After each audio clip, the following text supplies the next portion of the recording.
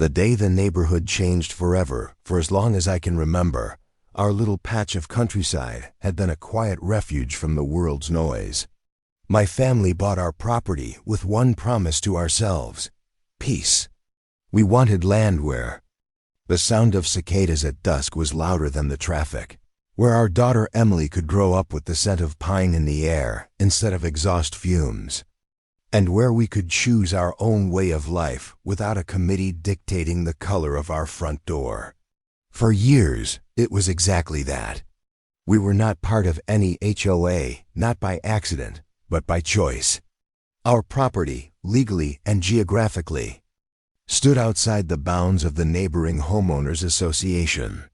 We were independent, and we liked it that way. The HOA-controlled neighborhood down the road, however, had a reputation that even newcomers learned quickly. It was run by a woman. Everyone half-jokingly and half-fearfully called Karen. She was the self-appointed queen of property values, appearance standards, and neighborly surveillance. She seemed to live for enforcement. If a blade of grass dared to grow a half-inch too tall, she knew. If someone parked a truck in their own driveway overnight, she had a complaint typed up before breakfast. And although our property had nothing to do with her jurisdiction, she seemed to see our independence as an affront. At first, it was little things, flyers in our mailbox urging us to consider joining the HOA for the good of the community, or unsolicited visits where she'd ramble about how her rules protect everyone's investments. Emily, my daughter, would listen politely but firmly explain that we had no interest. She wasn't just my daughter. She was also a law enforcement officer, and not just any officer. She was the elected county sheriff, respected across the region for her fairness and grit. That fact alone made Karen's persistence strange, if not reckless. Months went by like this, with each encounter growing more intrusive. One Saturday afternoon in late spring, Emily was home in jeans and a t-shirt, tending to the vegetable garden she loved. I was inside, organizing receipts for our small business, when I heard the crunch of tires on our gravel drive. Karen's white SUV rolled up like it owned the place.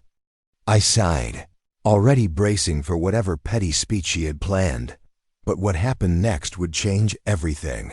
Stepped onto the porch just in time to hear Karen's voice, sharper than usual, charged with something I couldn't place. She was standing much too close to Emily, who had paused mid-planting, a trowel in her hand and confusion in her eyes. Karen's words tumbled out in a furious stream. Accusations about refusing to cooperate, undermining neighborhood unity, and setting a bad example. Emily's calm, even tone only seemed to make her angrier. Then, in a moment so surreal it felt like the air itself froze, Karen reached into her oversized handbag and pulled out what looked like a small black pistol. My heart slammed into my ribs. She didn't point it directly, but the gesture alone was enough to make my blood run cold. I could see Emily's posture shift instantly, not in fear, but in the trained, measured alertness of someone who had faced far worse under far higher stakes. Her voice was steady. Karen, put that away right now. You are on my property, and you're making a very dangerous choice. Karen laughed, a short, derisive sound, and said something about just making sure people take her seriously. Emily didn't flinch, but I could see the storm gathering in her eyes. I knew that look. It was the one she wore in courtrooms, when presenting evidence that could end someone's career. In that instant, I realized this wasn't just another HOA spat. This was trespassing, intimidation, and a breach of safety that couldn't be shrugged off. I moved closer, my own voice low but firm. Karen, you need to leave right now. For a few seconds, she seemed to weigh her options. Then, with an exaggerated sigh, she slipped the object back into her bag, muttered something about seeing us in the HOA meeting whether we like it or not, and strutted back to her SUV. As the vehicle disappeared down the drive, Emily stood silently for a moment, hands on her hips. I could tell her mind was already turning, not toward retaliation, but toward justice. She finally looked at me and said, "She has no idea what line she just crossed." I knew then that this wasn't going to end quietly, because when you threaten the wrong person, especially one sworn to protect the community, you don't just spark a feud. You start a chain of events that will test the limits of truth, power, and resilience. And Karen? She had no idea she just lit a fire that couldn't be put out. The sheriff's silence was louder than words. The hours after Karen's visit were eerily quiet, though my mind was anything but. I busied myself in the kitchen, washing dishes that didn't need washing, rearranging spices, and checking my phone far more than necessary. Emily, on the other hand, was the picture of composure, which, if you know her, means she was thinking 10 steps ahead. She didn't talk much, but I recognized that silence. It was the same kind she carried when she was piecing together an airtight case, one where she already knew the truth but was patiently arranging every fact, every statement, and every scrap of evidence until the whole picture was undeniable. Around sunset, she finally broke the quiet. She sat at the table with a legal pad in front of her, the kind with pages that seemed to multiply every time you looked away. "Dad," she began, her voice calm but carrying the weight of something already decided, "I'm not going to let this slide. But I'm also not going to handle it the way she expects." She leaned back, tapping the pen against the paper, as if weighing how much to reveal. "She thinks this is a neighborhood squabble. It's not. What she did falls under multiple statutes, and I don't mean HOA bylaws. I mean state law. That's my jurisdiction." I sat down across from her, my hands wrapping around a mug of coffee gone cold. "What's your plan?" I asked, though I had a sinking feeling she was about to outline something far more meticulous than a simple complaint. She smiled faintly, not a happy smile, but the kind that said she'd already mapped the path from confrontation to resolution. "First, I need to document everything.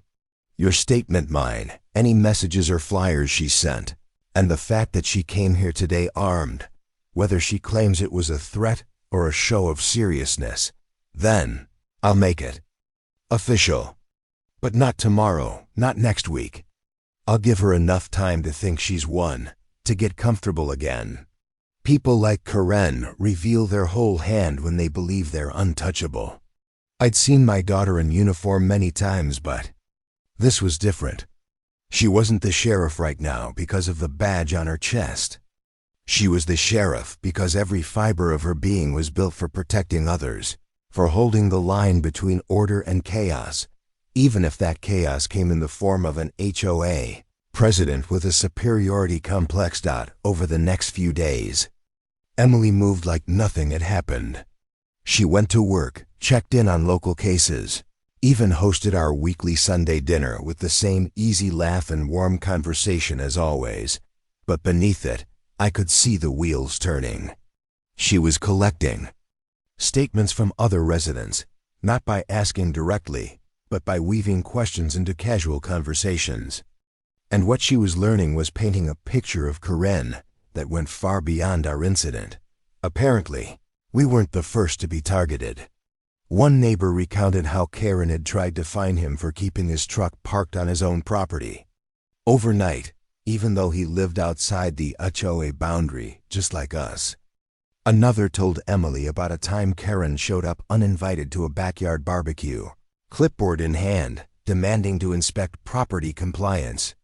Each story was a puzzle piece, and Emily was fitting them together into a picture of consistent intimidation and overreach. By the end of the week, Emily had a file thick enough to need a binder clip. She still hadn't confronted Karen again, but her patience was strategic.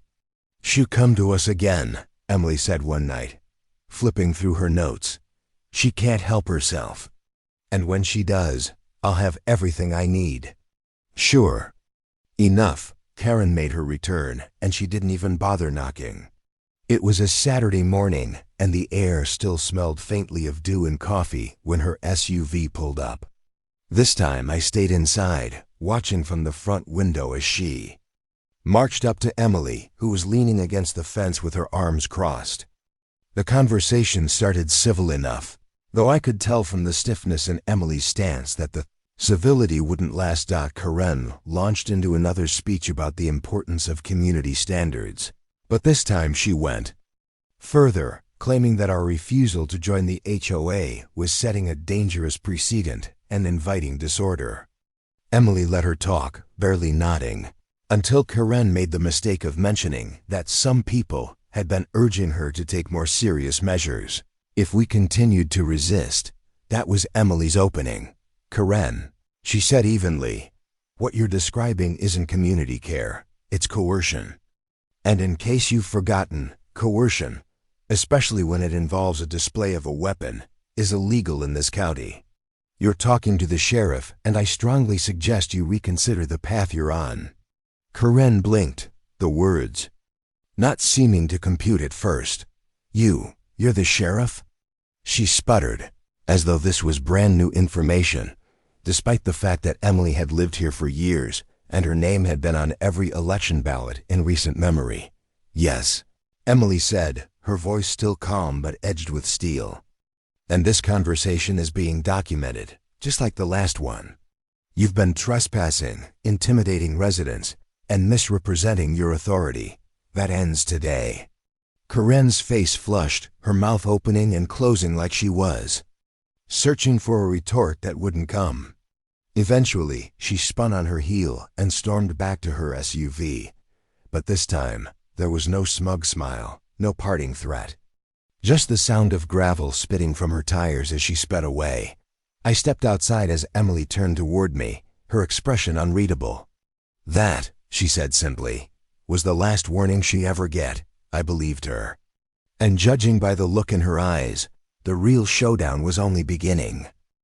The gathering storm the week following Karen's second visit felt like the moment before a thunderstorm, heavy, charged, and waiting to break. Emily didn't waste a single day. She had moved past the stage of warnings and into a quiet, methodical preparation for action. I'd seen her work on criminal cases before, but there was something even more personal about this one. It wasn't just about a law being broken. It was about a fundamental line being crossed in our own backyard.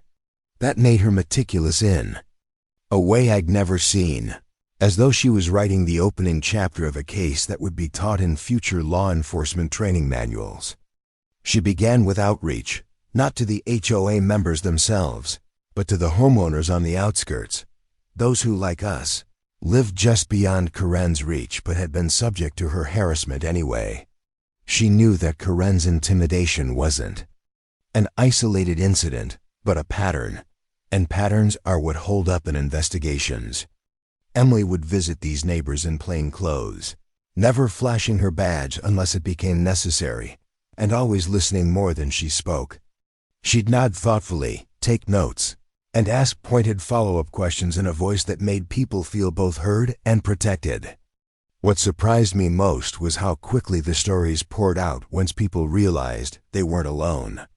One man, a retired firefighter named Sam, recounted a time when Karen blocked his driveway with her SUV, demanding he remove an American flag from his porch because it clashed with the neighborhood's aesthetic.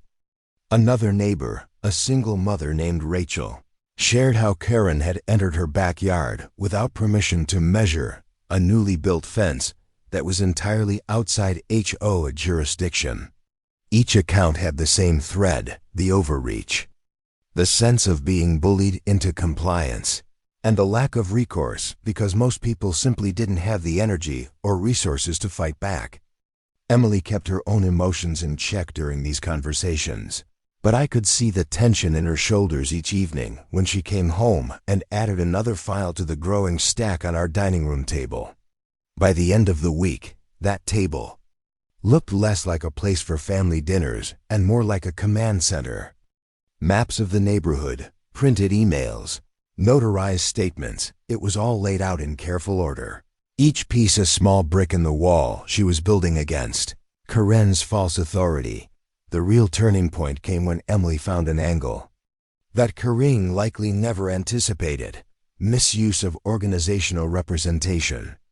As sheriff, Emily had access to legal resources and county-level contacts, and she discovered that Karen had been representing herself as having enforcement privileges over properties outside the HOA's boundaries, a claim that was not only false but also potentially fraudulent under state law. If proven, it could result in serious legal penalties, both civil and criminal.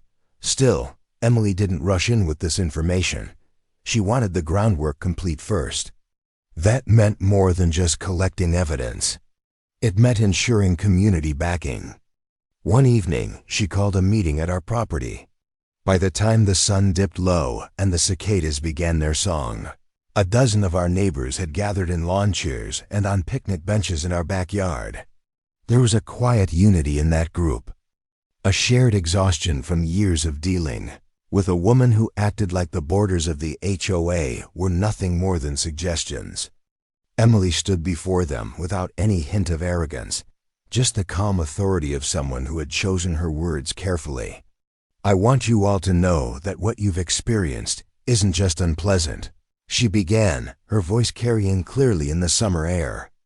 "In many cases it's unlawful. And there's a difference between disliking someone's behavior and proving a violation of the law. That difference is why we're going to win this, not by shouting, not by retaliating, but by applying the law in a way that leaves no room for misinterpretation." The group listened intently as she outlined the plan: document every encounter, save every message, and stop engaging with Karen directly unless absolutely necessary.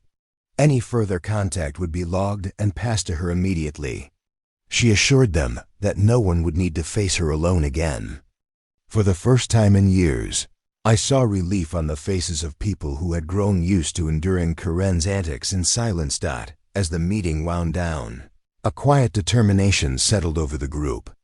People stayed afterward to shake Emily's hand, thank her, and share just a little more of their own stories. It was in those moments I realized she wasn't just building a case. She was rebuilding trust in the idea that the law could work for ordinary people, even in the face of relentless small-scale tyranny. A few days later, the inevitable happened. Karen couldn't resist making her next move. She showed up again, this time armed not with a visible weapon, but with a stack of papers she claimed were formal notices requiring us to appear before the HOA board.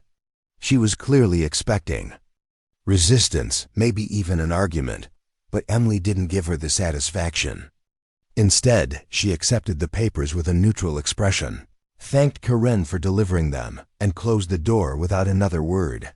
Inside, she spread the documents across the table, scanning them with the kind of focus that turns minutes into hours.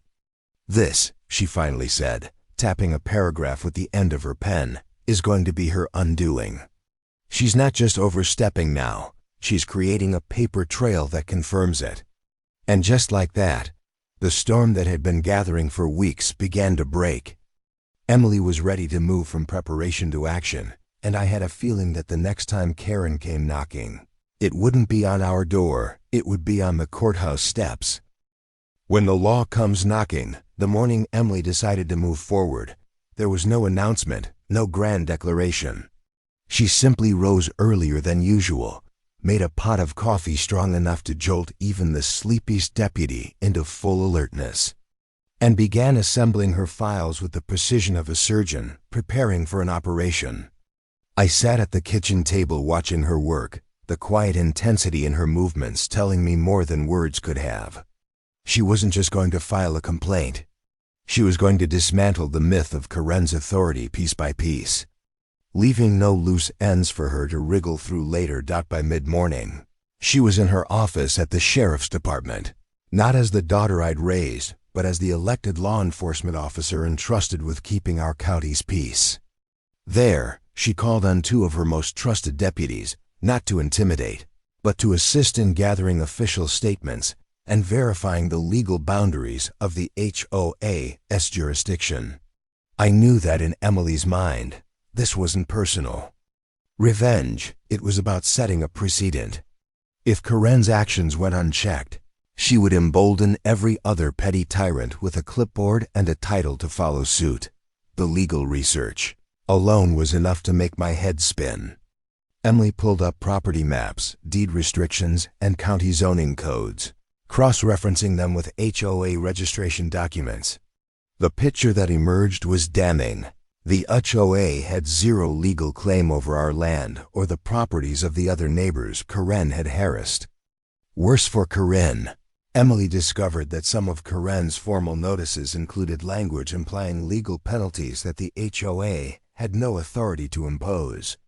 That kind of false representation wasn't just overreach, it was actionable. Once her groundwork was airtight, Emily moved into Phase 2, formal filings.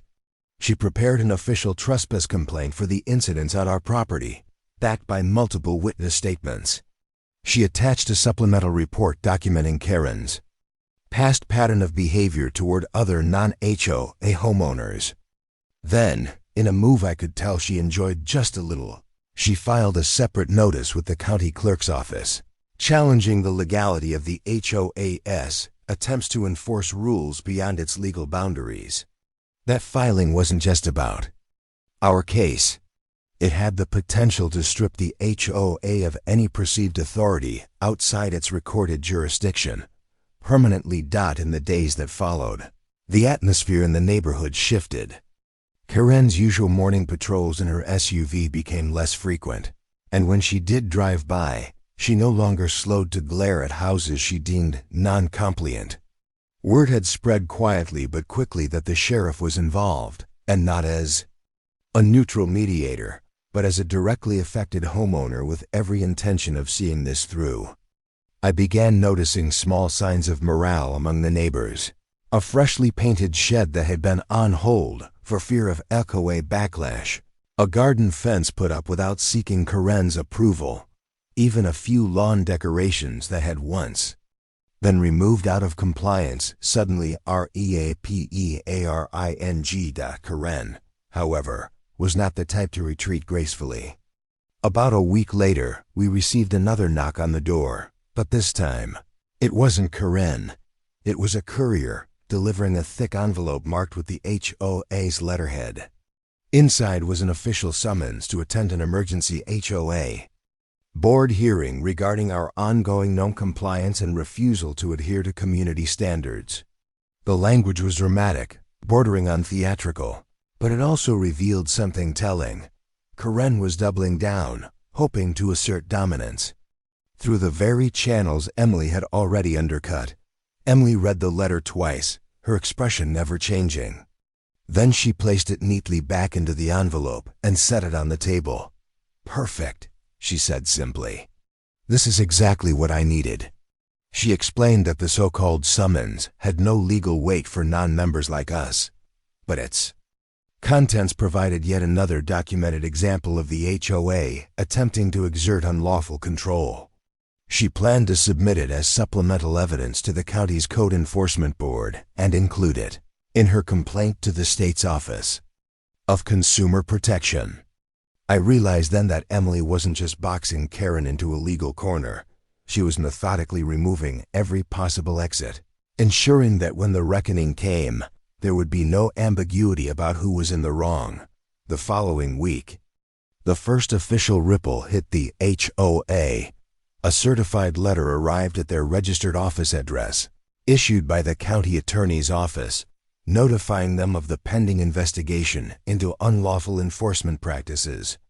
According to one of Emily's deputies, who happened to live near the HOA's clubhouse, the board meeting that followed was nothing short of chaotic. Apparently, Karen spent much of the meeting insisting she was protecting the neighborhood, while several other board members began openly questioning whether she had dragged them into legal trouble they couldn't afford. Still, Karen wasn't ready to give up her self-appointed crown. She made one final miscalculated move, and it happened late one evening when I was outside locking up the shed. I heard the crunch of gravel and turned to see her SUV at the edge of our driveway. She didn't get out, but she rolled down her window and called out in that condescending tone she'd perfected over the years, "This isn't over." You think you can hide behind your badge, but you're just one person. I've been running this neighborhood for 15 years, and I'll still be here when you're gone." What she didn't know was that Emily had just stepped out onto the porch behind me. In the fading light, her silhouette was unmistakable, shoulders squared, hands resting at her sides, voice calm but cold. "You're right about one thing, Karen," she said. "This isn't over.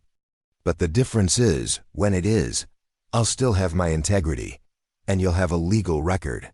Karen didn't respond. She simply rolled up her window and drove away into the dusk, her taillights disappearing down the road. But I could tell from the stiffness in her movements that the bravado was cracking. The law had begun to catch up, and for the first time, I think she knew it. Emily turned to me, her eyes steady. "Next step," she said quietly, "is making sure she can't do this to anyone ever again." And from the way she said it, I knew she meant every word. The court of public opinion, the summons from the county's code enforcement board, came faster than I expected.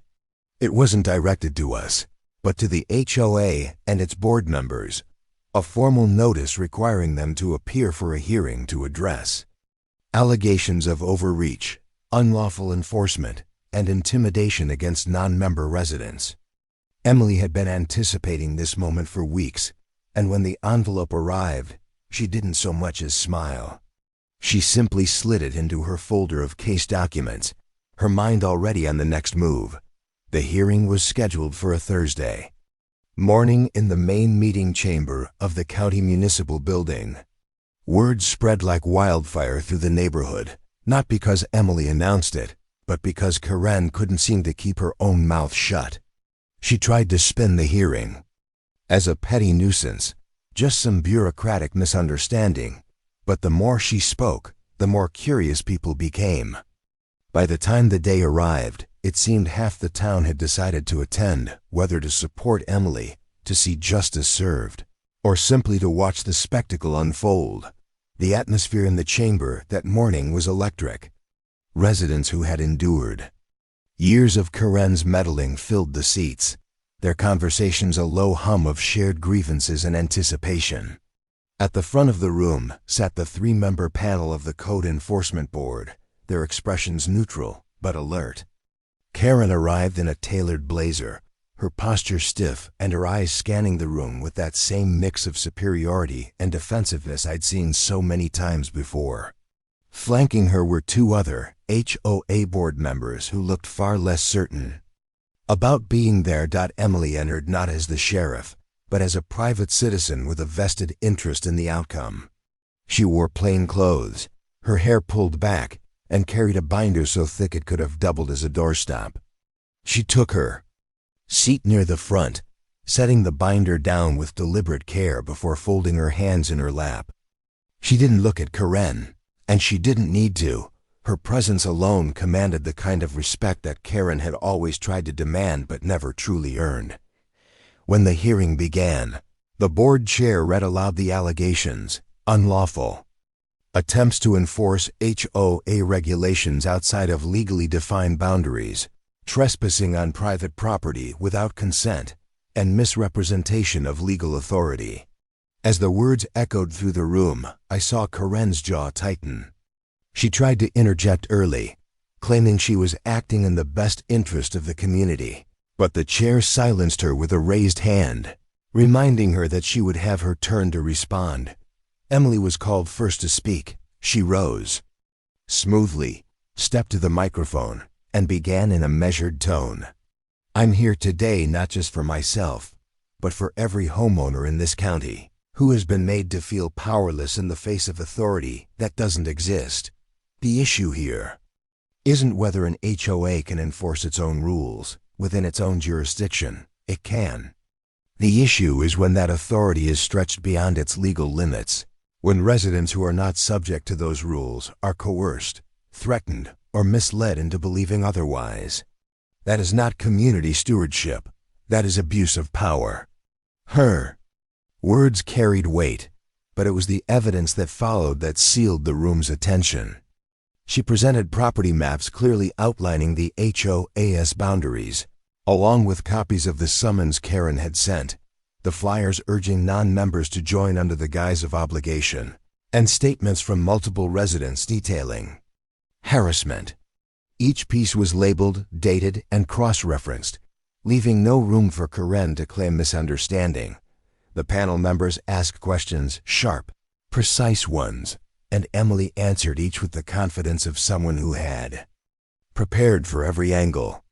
When she finished, she stepped aside, and the floor was given to Karen. Karen's defense was exactly what Emily had predicted: emotional appeals about maintaining order, exaggerated claims about property values, and repeated insistence that she was only trying to help. But under questioning, her answers began to unravel. When asked why she had issued notices to properties outside HOA boundaries, she claimed it was customary for her to do so, as those properties benefited from the HOA's existence. That answer drew more than a few incredulous murmurs from the audience. When pressed about the alleged intimidation incidents, she dismissed them as misinterpretations, a word that only seemed to deepen the panel's skepticism. Then came the moment I'll never forget. One of the panel members, a man with decades of experience in municipal governance, leaned forward and said, "Mrs. Reynolds, do you understand that by representing yourself as having legal enforcement authority over these properties, you may have violated state consumer protection laws?" The room went silent, and for the first time, Karen looked truly unsettled. After closing remarks, the panel announced they would deliberate privately and issue their decision within 2 weeks. But as the room emptied, it was clear the tide had turned. Neighbors who had once whispered their frustrations now spoke openly in the hallway, some even approaching Emily to thank her for giving them the courage to speak up. Karen left quickly, her blazer's sleeve brushing against the doorway as though she couldn't get out fast enough. That night, our house was quieter than usual, but it wasn't the heavy quiet of worry. It was the kind of stillness that comes when a weight has begun to lift, when you can see the end of a long fight just beyond the horizon. Emily sat at the table with a fresh cup of coffee, reviewing her notes one last time. "She's not done," Emily said, more to herself than to me. "But neither am I. The board's decision is just one part of this. When it's over, I want it in writing, from the county, from the state, that she can never pull this again. Not with me. Not with anyone." It was in that moment I realized something profound. For Emily, this wasn't simply about winning. It was about drawing a line so clear, so unshakable, that even someone as brazen as Karen would never dare cross it again. And with the way momentum was shifting, I knew that line was already being carved into stone. The reckoning 2 weeks can feel like an eternity when you're waiting on a decision that could change the balance of power in your own backyard. The days after the hearing were filled with an odd mix of normal life and quiet anticipation. Emily continued her work at the sheriff's office, her professionalism unchanged, though I could tell she was monitoring the situation closely. I busied myself with yard work and minor repairs around the house, partly to keep my hands moving and partly to avoid dwelling on how deeply Karen's behavior had disrupted what had once been our peaceful existence. The news came on a Tuesday morning. A plain white envelope, county seal in the corner, slid into our mailbox. Emily retrieved it without ceremony, tearing it open at the kitchen counter while I stood a few feet away, trying not to hover. She read the contents in silence, then handed me the letter. The ruling was decisive. The County Code Enforcement Board had found that the HOA, under Karen's leadership, had engaged in multiple instances of unlawful enforcement beyond its jurisdiction. The board ordered the HOA to immediately cease all contact with non-member properties for the purpose of enforcing rules or collecting fees. Furthermore, the matter was being referred to the state's Office of Consumer Protection for review of potential statutory violations. In short, Karen's power grab was officially over, and the legal spotlight was now on her. it didn't take long for the ripple effect to spread. Within days, residents reported seeing other HOA board members quietly stepping down, citing personal reasons. The community clubhouse, once the epicenter of Karen's self-styled authority, now seemed oddly deserted. The notorious patrols in her SUV ceased entirely. For the first time in years, the boundaries of the HOA were respected without exception, but Emily wasn't content to stop there. She followed through with the state-level complaint, supplying them with the same meticulous evidence she'd presented. Locally, weeks later, we learned that the state had issued a formal warning to the HOA as an organization and was investigating Karen personally for possible fines tied to false representation. The process was slow, but it was thorough, and that's exactly how Emily wanted it. She wasn't interested in a flashy downfall. She wanted a permanent one. The final encounter between Emily and Karen came unexpectedly. I was in the driveway loading tools into the truck when I saw Karen walking up the road toward our property. She wasn't in her usual polished blazer, but in plain clothes, her shoulders slightly hunched, her expression somewhere between defiance and resignation. Emily stepped out onto the porch before she even reached the gate. Karen stopped a few feet away, hands clasped in front of her, as though she was trying to choose her words carefully.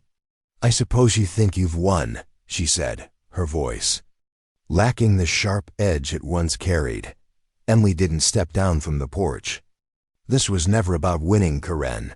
It was about ending something that never should have started. You crossed lines, legal ones, you scared people, and you tried to make your authority bigger than the law itself. That's not leadership. That's abuse.